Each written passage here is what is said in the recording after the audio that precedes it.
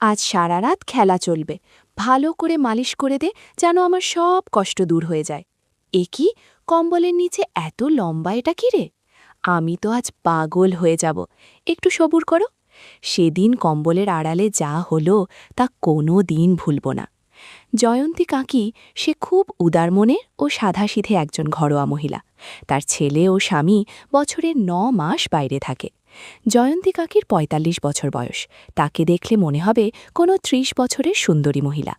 মাথা হ্যাং হয়ে যাওয়ার মতো বাতাবি, ৫ ফিট ৬ ইঞ্চি উচ্চতা, শ্যামলা বর্ণের শরীর। রাস্তা দিয়ে যখন হেঁটে যায় তখন মনে হয় কোনো বাতাবি লেবুর ফ্যাক্টরি যাচ্ছে। তার চাল চলন দেখে যে কেউ প্রেমে পড়ে যাবে। সময়টা ছিল শীতকালের। জয়ন্তী কাকির ছেলে বাড়িতে আসবে অনেক দিন পর, প্রায় ৯ মাস পর। সেই আনন্দে জয়ন্তী কাকির খুশির আর কোনো ঠিকানা থাকে না। ফোন করে তার ছেলে খবর দিতেই জয়ন্তী কাকি আজ অনেক রান্না করে রেখেছে। সাথে সুন্দর করে সেজে গুজে বাড়ির সমস্ত কাজ গুছিয়ে ছেলের জন্য অপেক্ষা করছে। তার ছেলে আসবে সন্ধেবেলায়। কাকির ছেলে আসার আগে ফোন করে জানায় যে তার সাথে তার একটা বন্ধু আসবে। কাকির ছেলে জানায় যে তার বন্ধু রতন খুব বড় লোকের ছেলে, মানে কোটিপতির ছেলে, কিন্তু তার মা বাপ ভাড়া হোস্টেলে একাই থাকে। তার মামার বাড়ির লোকেরা দেখে না, কারণ রতনের টাকা অনেক, আর রতনের সাথে তার মামার বাড়ির লোকেরা শুধু টাকার সাথে সম্পর্ক রাখে। সেজন্যে রতনের নামের কিছু টাকা তারা প্রত্যেক মাসে উঠিয়ে বেশিটা তারা রাখে, আর কিছু টাকা রতিনকে দেয়, কিন্তু কোনো দেখাশোনা করে না। তবুও রতনের মাসে হাত খরচ যা, তাতে ১০ জনের মাসের স্যালারি হয়ে আরও বেশি পড়ে থাকে। এই রতনের জীবন, মা বলে কোনো জিনিসের আদর সে ছোট থেকে পায়নি। ৬ বছর বয়স থেকে তাকে তার মা ছেড়ে চলে যায়। এই রতন কোনো আদর যত্ন পায় না। কাকির ছেলে যখন এই খবর জানায় তখন কাকির মনে দুঃখ অনুভব হয়। কিন্তু রতন ১ নম্বরের কামুক প্রকৃতির ছেলে। বেশি বয়স্ক মহিলার প্রতি তার দুর্বলতা আছে।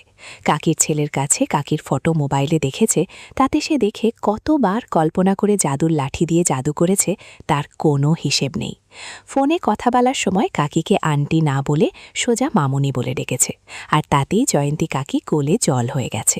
তার ওপরে কাকির জন্মদিন শুনে কাকিকে বলেছে, তোমার ছেলে তোমায় কি কি গিফট দেবে সে তুমি কোনোদিনও চোখে দেখনি, তবে মামুনি তোমার জন্য সারপ্রাইজ আছে। এই বলে ফোন রেখে তারা রওনা দিয়েছে। যথারীতি সন্ধে ৭টায় রতন ও কাকি ছেলে এসে পৌঁছায়। কাকি বারান্দায় বসেছিল, নিজের ছেলেকে কাছে পেয়ে বুকে টেনে নেয়। ওদিকে রতন পিছনে ব্যাগ হাতে নিয়ে দাঁড়িয়ে আছে, মা ও ছেলের আদর করা দেখে। রতনের সত্যি সত্যি চোখে জল চলে আসে। কাকির ছেলে তখন বলে, মা এই দেখো, এটা রতন, আমার বন্ধু। ওর মা নেই, তোমাকে যার কথা বলছিলাম এই সেই রতন। রতনের উচ্চতা ৫ ফুট ২ ইঞ্চির মতো হবে। কাকি তাকে কাছে ডাকল, বলল, আয় আমার বুকে আয়, আজ থেকে আমি তোর মা, তুই কষ্ট পাবি না, তোর সব কষ্ট আমি ভুলিয়ে দেব। রতনও ব্যাগ ফেলে কাকিকে কাছে গেল। নাটকীয় কাদার ভান করে গাছের বাতাবি লেবু ধরছিল। কাকির সেই দিকে কোনো ভুরুক্ষেপ নেই, তার ছেলেরে বন্ধুকে সোহাগ করতে ব্যস্ত। কাকি দেখল ছেলেটা মায়ের আদর পায়নি কোনোদিন, মা পেয়ে হয়তো বেশি আবেগী হয়ে গেছে। কিছুক্ষণ চালার পর রতন কাকির থেকে আর কাকি রতনের থেকে মুক্তি পেয়ে দুজনেই নিজের নিজের কাজ করতে লাগল। ছেলের বন্ধুর আশায় অনেক রকম রান্না করেছে জয়ন্তী কাকি। একে তো গরম পড়েছে, তার উপর খাবার দাবারের এত আয়োজন করতে করতে কাকির শাড়ি ব্লাউজ ঘেমে গেছে। রান্নাবান্না শেষে স্নান করে শুধু একটা পেটিকোট আর একটা শাড়ি পরল, সাথে কোনো ব্লাউজ ছিল না। রাতে সামান্য শীত পড়ে বসে একটা চাদর জড়িয়ে নিয়েছে। কিছুক্ষণ বাদে সবাইকে খাবার খেতে ডাক দিল। রতন খাবার পথে একটু আবেগী হয়ে বলল, মামুনি কত ভালোবাসে, আমাদের জন্যে কত রান্না করেছে। কাকি বলল, কতদিন পর তোমরা এসেছ, এইটুকু আয়োজন তো কিছুই না। কাকি উবু হয়ে বসে রতনকে খাবার বেড়ে দিচ্ছিল। এমন সময় চাদর দুদিকে ছড়িয়ে গেল। ভেতরে যা দেখল তার জন্য রতন মোটেও প্রস্তুত ছিল না। ইয়া বড় বাতাবি লেবু দুলছে, আর কুচকুচে কালো কি যেন। শ্রোতা বন্ধুরা, কিছু বিষয় সরাসরি বলা যাচ্ছে না। তোমরা যদি একদম খোলামেলা গল্প শুনতে চাও তাহলে কমেন্টে দেয়া লিঙ্ক থেকে আমার ওয়েবসাইট ভিজিট করো, সেখানে একদম খোলামেলা গল্প দেয়া আছে। চাদর যে আলগা হয়ে গেছে সেই দিকে কাকির খেয়াল নেই। খাবার বেড়ে দেওয়ার পর খেয়াল করল বিষয়টা, তবু সাধারণ ভঙ্গিতেই চাদর ঠিক করে নিল। খাবার শেষে রতন যখন ঘুমাতে গেল তখন খেয়াল করল তার বন্ধু বিছানার একপাশে শুয়ে শুয়ে গেম খেলছে। দুইজন কষ্ট করে ঘুমাতে পারবে কোনো মতে। রতন ভাবল, যে করেই হোক আজ মামনিকে এই বিছানায় ঘুমাতে বলতেই হবে। কিছুক্ষণ পর কাকি এসে বলল, চল, রাত অনেক হলো, ঠান্ডা লাগছে, শুয়ে পড়, আর বেশিক্ষণ জেগে থাকিস না। রতন বলল, মামুনি, তুমি আমাদের সাথে শুয়ে পড়ো। সাথে সাথে কাকির ছেলে বলল, এই খাটে দুইজন ছাড়া জায়গা হবে না। রতন কাকির ছেলেকে ধমক দিয়ে বলল, বন্ধু দেখ, মামুনি আজ তার দুই ছেলের সাথে ঘুমাবে, তুই কিছু বলিস না তো। আমি মামনির সাথে ঘুমাবো আর মামনি আমাকে ঘুম পাড়িয়ে দেবে, তুই চুপ করে সাইড হয়ে যা। কাকি বলল, দেখো আমার পাগল ছেলের কাণ্ড, মামনিকে পেয়েও ছাড়তে চাইছে না, চোখের আড়াল করতে চাইছে না। কাকিও সম্মতি দিল, চল বাবু, তুই কম্বলটা নিয়ে ঘুমিয়ে পড়, আমি আমার কম্বলটা নিয়ে আসি আর কিছু কাজ সেরে আসছি। রতন বিছানায় গিয়ে তার বন্ধুকে আলাদা কম্বল দিল, আর সে আর কাকি একটা কম্বল নিবে বলে অপেক্ষা করতে লাগল। কিছুক্ষণ পর জয়ন্তী কাকি ঘরের আলো বন্ধ করে নিজের চাদরটা একপাশে রেখে শুধু শাড়ি পরে শুয়ে পড়ল। এক রতন আর একপাশে তার ছেলে। রতন কাকিকে বলল, মামনি, তুমি আর আমি একই কম্বল নিব। কাকি বলল, ঠিক আছে আমার পাগল বাবু। কাকির ছেলে ঘুমানোর পর রতন কাকির সাথে গল্প করতে করতে দুষ্টুমি করতে লাগল। এ তো কিছু মধ্যে কাকির এই বিষয়ে কোনো ভ্রুক্ষেপ নেই, তবুও মাঝে মাঝে বলছে, মামনির সাথে এইসব করতে নেই বাবু। রতন না বোঝার ভাব করে বলল, কি হয়েছে মামনি, আমি তো কিছু করিনি। কাকি ভাবল, হয়তো ইচ্ছা করে কিছু করেনি, অজান্তে হয়ে গেছে। এই ভেবে কাকি বলল, কিছু না, তুমি ঘুমিয়ে পড়ো। কাকি তো ঘুমিতে পড়ল, এদিকে রতনীর চোখে ঘুম নেই। জাদুরু লাঠি অবস্থাও খারাপ। একটু পর কাকিরও ঘুম ভেঙে গেল। অদ্ভুত অনুভূতি হলো তার। ফিসফিস করে রতনকে বলল, পাশের রুমে এসো বাবা, তোমার সাথে অনেক বোঝাপড়া আছে। ঘণ্টাখানেক ওভাবেই কেটে গেল। মাঝরাতে জয়ন্তী কাকির ছেলের ঘুম ভেঙে গেল। সে পাশ ফিরে দেখল তার মা ও বন্ধু কেউই নেই বিছানায়। সে ভাবল হয়তো বাথরুমের জন্য সাহায্য করতে গেছে তার মা, কিন্তু উল্টোটা হলো। সে পাশের ঘরের দরজা খুলতেই অল্প হিটারের আলোতে দেখল তার মা ও তার বন্ধু দুজনে ঘুমিয়ে আছে, কম্বল আংশিক এলোমেলো। রতন বাতাবি লেবুর কাছে মাথা দিয়ে ঘুমিয়ে আছে। কি করবে না করবে বুঝতে না পেরে কম্বল ঠিক করে দিল। এমন সময় কাকির ঘুম ভেঙে গেল, আর পিছন ফিরে তাকিয়ে দেখে তার ছেলে। বলল, বাবান, তুই কি করছিস এত রাতে এখানে? কাকির ছেলে উত্তরে বলল, ঘুম ভেঙে গেছে, সেই জন্যে বিছানায় দেখলাম তোমারা কেউ নেই, সেই জন্যে দেখতে এলাম, দেখি তোমারা এই ঘরে। কাকি ঘুম গলায় বলল, গতকাল আমার কোমরটা খুব ব্যথা করছিল, সেই জন্যে ঘুম আসছিল না। রতন বলল, মামনি, তোমায় মালিশ করে দেই। এত জোর করল যে আমি না করতেই পারলাম না, সেই জন্যে তোর ঘুম ভেঙে যাবে বলে এই ঘরে এসে মালিশ করে দিল। অনেক রাত হওয়ায় রতন ক্লান্ত ছিল, আরও ঘুমও পাচ্ছিল ওর, তাই আর ওই ঘরে যায়নি, এখানেই ঘুমিয়ে পড়েছে। তুইও ঘুমিয়ে পড়, অনেক রাত হয়েছে। বাবান ওর রুমে গিয়ে ঘুমিয়ে পড়ল, কিন্তু মনের মধ্যে কেমন যেন প্রশ্ন ঘুরপাক খাচ্ছে। বাদশাদ ভাবতে ভাবতে বাবানও ঘুমিতে পড়ল। সকাল 9টা বেজে গেছে। জয়ন্তী কাকি সকাল সকাল ঘুম থেকে উঠে স্নান সেরে খাবার বানিয়ে দুজনকে ডাকল। বেশ স্বাভাবিকভাবে আচরণ করল তার বন্ধু রতন। রতন ও বাবান দুজনে উঠে পড়ল। হালকা ঠান্ডার সকাল। বাবান দেখল তার বন্ধু স্বাভাবিক, তার মাকে গুড মর্নিং মামনি বলল। তার মা ও রতন একদম নর্মাল। বাবান সাথে সাথে নিজের মাথায় একটা চড় দিয়ে বলল, ধুর, কি আলতু ফালতু ভাবছি মা আর বন্ধুকে নিয়ে। একটু পর সেও ফ্রেশ হয়ে সকালে খাবার খেয়ে নিল। খাবার শেষে দেখল রতন তার মায়ের কাছে যাচ্ছে, কিন্তু কোনো বদমতলব লক্ষ্য করছে না। এদিকে রতনও চালাক ছেলে, গতকাল শুনেছে যে বাবান তার পিসির বাড়ি যাবে, সেখানে 2 দিন থাকবে। এজন্যে বাবানের সামনে জয়ন্তী কাকির সাথে নর্মাল ব্যবহার করছে রতন। একটু পর বাবানের ফোনে হঠাৎ কল এলো। তার পিসি তাকে গ্রামের বটতলায় নিতে এসেছে, তাকে যেতে বলল, কারণ জয়ন্তী কাকির বাড়িটা নর্মাল পাড়া গাঁও থেকে অনেকটা দূরে। বাবান বলল, আমার বন্ধু রতনকে নিয়ে এক্ষুনি আসছি। বাবানের পিসি সাথে সাথে বলল, ওইসব ছেলেকে নিয়ে আসলে তোর সাথে আমি কথা বলা বন্ধ করে দেব। বাবান আর কথা না বাড়িয়ে বলল, আমি আসছি বেশি, তুমি দাঁড়াও। বাবান কথা মতো সব গুছিয়ে বেরিয়ে পড়ল। বাবান বের হবার পর থেকে শুরু হলো রতনের কর্মকাণ্ড। দুপুর হয়ে গেছে, বেলা গড়িয়ে প্রায় 2টো বেজে গেছে। কাকি রতনকে স্নান করে আসতে বলল। রতন সেই মতো স্নান করে দুপুরের খাবার খেয়ে নিল। খাবার খেয়ে উঠে দেখে কাকি খাটের পাশে দাঁড়িয়ে রোদ থেকে তুলে আনা নিজের কাপড় ও বাবানের ধুয়ে দেয়া জামা প্যান্ট গুছাচ্ছে। রতন পিছন থেকে আবেগী হয়ে নাটকীয় কান্না করতে শুরু করে দিল। রতনের কান্না দেখে কাকি রতনের দিকে ফিরে বলল, কি হয়েছে বাবু তোর, তুই কাঁদছিস কেন? রতন ফুপাতে ফুপাতে বলল, মামুনি, আমি পরের ছেলে বলে তুমি আমাকে সকাল থেকে একটু আদরও করনি, আর আমার সাথে ঠিকমতো কথা অবধি বলনি।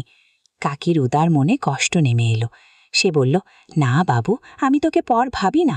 দেখলি না সকাল থেকে কত কাজ ছিল, আর বাবানের ব্যাগপত্র গুছিয়ে দিলাম। সেই জন্যে হয়তো একটু কাজের মধ্যে ব্যস্ত হয়ে গেছিলাম। তুই এই জন্যে মন খারাপ করে কাঁদিস না বাপ। এখন তো বাবান বাড়িতে নেই, এইবার সব ভালোবাসা আমি তোকে দেব। তুই এমন কথা এর কোনোদিন বলবি না, বুঝলি? না হলে এইবার তোর মামুনিও তোকে ছেড়ে চলে যাবে। এই কথা শুনে রতন বলল, না না মামুনি, আমি তোমায় কোথাও যেতে দেব না। রতনের এই ভাবমূর্তি দেখে কাকি বলল, শুয়ে একটু রেস্ট নিয়ে নে, না হলে শরীর খারাপ করবে। রতন সাথে সাথে চালাকি করে বলল, চলো না মামুনি, তুমি তোমার ছেলেকে ঘুম পাড়িয়ে দেবে। আমাকে কেউই কোনোদিন ঘুম পাড়িয়ে দেয়নি। জয়ন্তী কাকির এই কথা শুনে মাতৃত্বের সোহাগ জেগে উঠল। রতনকে বলল, তুই খাটে ওঠ, আমি আসছি কাপড়গুলো গুছিয়ে রেখে। রতন সাথে সাথে সোজা খাটের ওপরে উঠে কম্বলটা নিয়ে নিল গায়ের ওপরে, আর কাকির পাশের ঘরে যাবার পর নিজের প্যান্টের বোতামটা আলগা করে নিল। আর জয়ন্তী কাকি শাড়ির সাথে ব্লাউজ ও সায়া পরে আছে। রতন অন্য ঘর থেকে বলল, মামুনি, তুমি কাল রাতের মতো শুধু শাড়ি পরে এসো। কাকি নিজের পেটিকোট আর ব্লাউজ রেখে শুধু হালকা রঙের শাড়ি পরে নিল। রতন পাশের ঘরে অপেক্ষা করছে। কাকি নিজের কাঁধে কাপড়ের আঁচলটা দিয়ে রতনের ঘরে এলো। গাছের বাতাবি লেবু দারুণ হয়েছে। গাছ শ্যালা হলেও বাতাবি লেবু অনেকটা ফর্সা। রতন কিছুতেই চোখ সরাতে পারছে না। রতনের সামনে আসতেই রতন বলে উঠল, মামুনি, তোমাকে খুব সুন্দর লাগছে। কাকি সাথে সাথে একটা হাসি দিয়ে রতনের পাশে বসল। রতনের মাথায় হাত বুলিয়ে চুল নেড়ে দিয়ে বলল, হয়েছে হয়েছে, আর কিছু বলতে হবে না। এরপর কাকি শুয়ে পড়ল। রাতের মতো একই ঘটনা ঘটতে শুরু করল। কাকি রতনকে বলছে, কি করছিস রে তুই এটা? রতন বলল, প্লিজ কোনো কথা বলো না। শ্রোতা বন্ধুরা, কিছু বিষয় সরাসরি বলা যাচ্ছে না। তোমরা যদি একদম খোলামেলা গল্প শুনতে চাও, তাহলে কমেন্টে দেয়া লিঙ্ক থেকে আমার ওয়েবসাইট ভিজিট করো। সেখানে একদম খোলামেলা গল্প দেয়া আছে। এই ঠান্ডার মধ্যে কাকি ঘেমে গেছে। সারা ঘরে অদ্ভুত আওয়াজ শোনা যাচ্ছে। মনে হচ্ছে কেউ হাততালি দিচ্ছে। দেখতে দেখতে সন্ধে হয়ে গেল। কাকি অনেক আগে উঠে সব কিছু গুছিয়ে নিল। এখন সন্ধ্যা দিতে যাবে। তখন রতনের ঘুম ভাঙল। উঠে দেখে অন্ধকার ঘরে প্রদীপ জ্বলছে, আর পাশের ঠাকুর ঘরে প্রদীপ ও ধূপ জ্বলছে। খাটের ওপর থেকে নেমেই সোজা পাশের ঘরের দিকে গেল। গিয়ে দেখে কাকি একটা সাদা সিল্কের শাড়ি পরেছে, ঘরের ভেতরে ধূপ ও প্রদীপ জ্বালাচ্ছে। রতন মামুনি মামুনি বলে কাছে গিয়ে নাটক করে বলতে লাগল, মামুনি, আমি তোমাকে নিয়ে একটা স্বপ্ন দেখেছি। কাকি সন্ধ্যা দিচ্ছে আর জিজ্ঞাসা করছে, কি হলো, মন ভরেনি নাকি? এখন এবার কি স্বপ্ন দেখলি বাবা?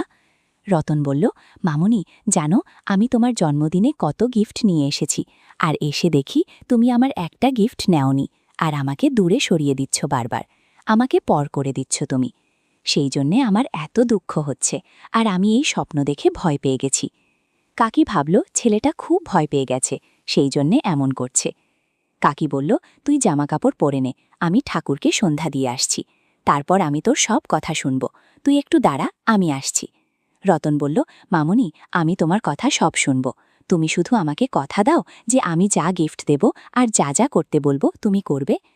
জয়ন্তী কাকি সাথে সাথে রাজি হয়ে গেল।